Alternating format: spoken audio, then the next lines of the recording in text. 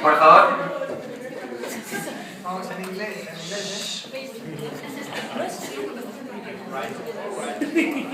Silencio. Silencio. Silencio. Silencio, por favor. Ladies and gentlemen,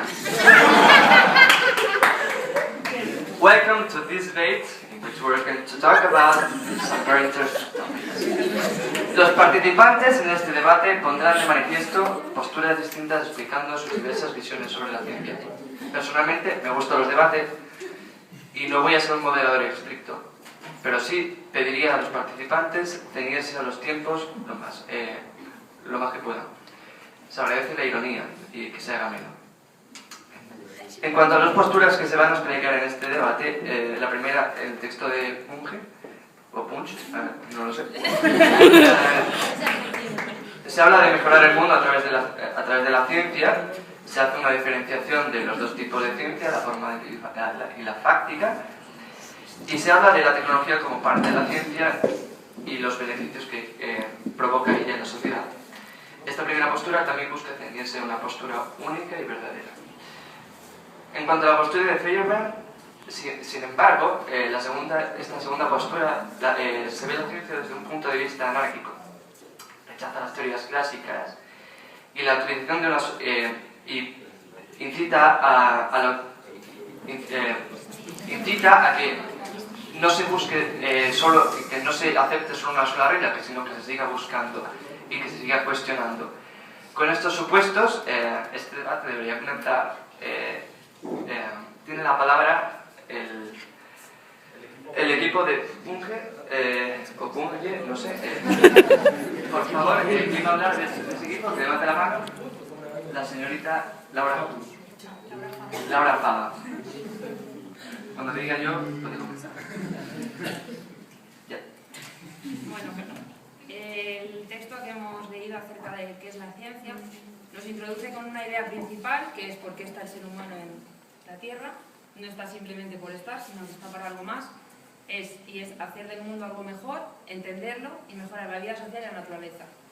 Para ello, Bunge nos dice que el hombre se sirve de la ciencia. Podríamos definir ciencia como un grupo de conocimientos que se puede conseguir mediante la práctica de la observación y el razonamiento. Dentro de, aparte de este concepto ciencia, nos dice dos tipos de ciencias, que son las formales y las prácticas.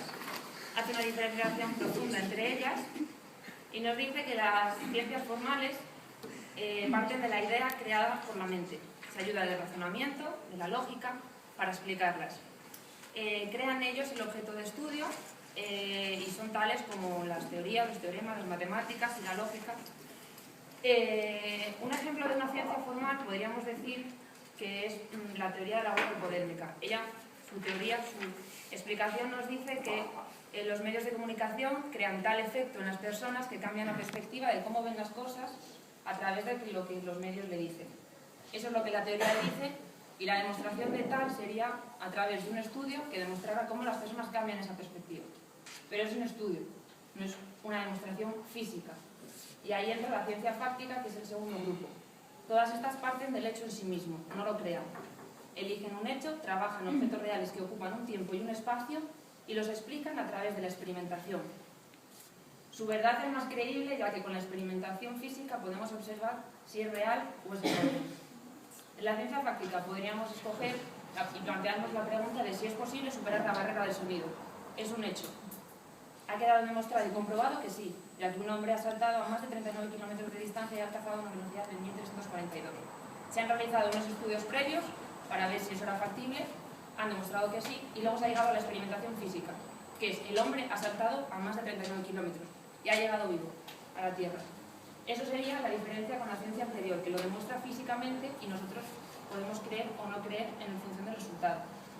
Pero además de que son conocimientos distintos, uno depende del otro, ya que las ciencias formales sirven para explicar algo, pero no son suficientes ya que exigen de la experimentación, a la vez que la fáctica necesita de la forma, ya que el científico parte de una teoría, de una hipótesis, para realizar un estudio del hecho en sí mismo.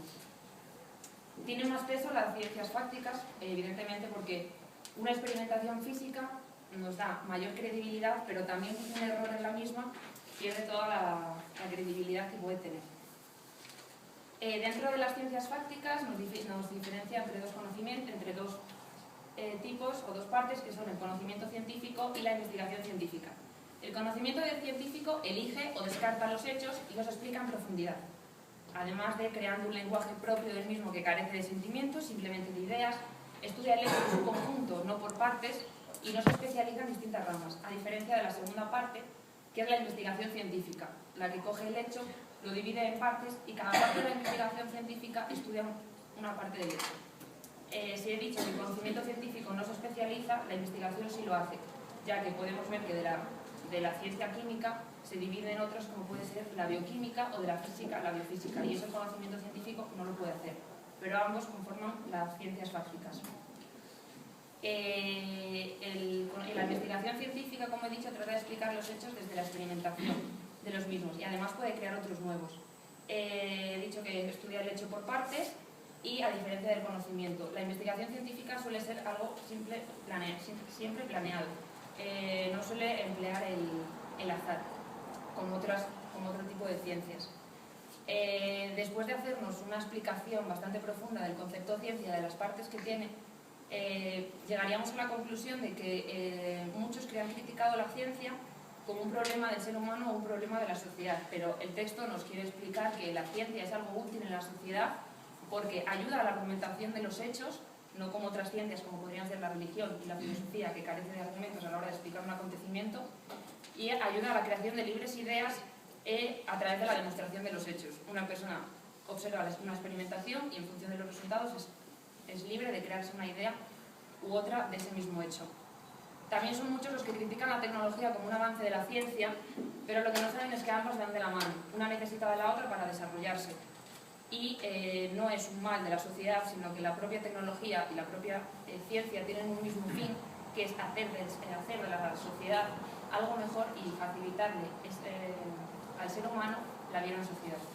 Ambas tienen el mismo fin, por lo que no son algo que destruye la sociedad ni daña al hombre, sino todo lo contrario.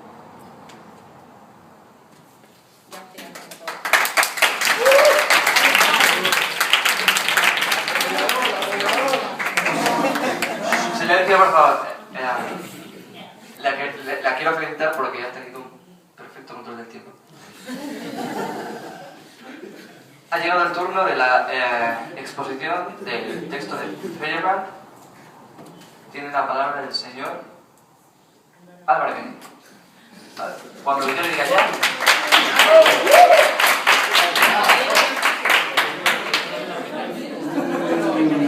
Silencio, por favor.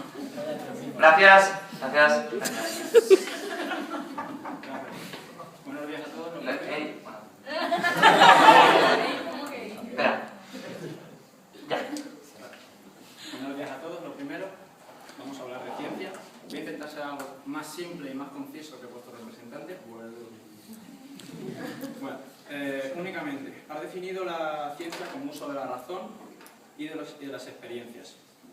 Has hablado de ciencia y más ciencia. Esto se debe a que la ciencia basa su propia existencia en la unanimidad, perdón por mi expresión, de sí misma.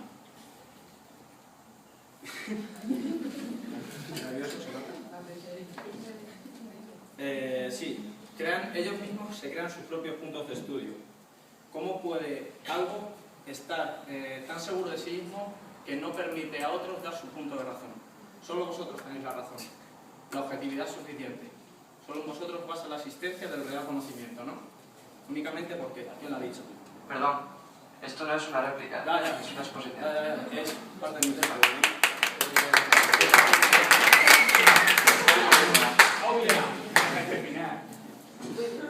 La ciencia supuestamente se cree superior, o al menos diferente, al resto de normativas con las que intentamos intentamos explicar la existencia o los términos de nuestro mundo. Pero realmente, ¿qué le hace diferente? ¿Qué términos tenemos de medición para poder calcular el nivel de diferencia entre algo, o al menos dos cosas, que son completamente distintas en cuanto a su ideología de existencia? ¿En qué se basa? En nada. Básicamente en nada. Porque cuando tú eres azul, no puedes valorar si es mejor o peor que algo que es duro. ¿Qué tienen de común? En sí no tienen nada en su propio núcleo de existencia. En eso se basa la ciencia. En comparar algo que es incomparable. Si realmente se fijase la ciencia más en la realidad, se darían cuenta de que los mitos y la ciencia tienen más cosas en común que distintas. La ciencia basa su propia existencia supuestamente en algo que ella niega, que es la historia, o el pasado al menos. Porque esta viene generada por procesos religiosos o generados a partir de mitos. Si nos fijamos, actualmente, parte también de la historia, por cierto, el punto actual, la ciencia, al igual que en su momento hizo la religión, obliga y oprime imponiendo su punto de existencia en países como por ejemplo Oriente, donde en el pasado la religión sí aplastó a la cultura existente imponiendo el cristianismo, ¿es cierto? Pero actualmente es la propia ciencia quien no permite ni da la opción a esos países o a esas culturas de que sus personas o sus poblaciones estudien su pasado, sino que directamente imponen el estudio de las escuelas de las ciencias, sin esta ni siquiera transcurrir al voto popular. Cosa que sí ocurre con los mitos o la religión, como queráis denominarlo. Ya que los padres pueden elegir que si sus hijos son educados en una religión, en otra o en ninguna de ellas. Básicamente, esto es de lo que habla nuestro texto. Acabado.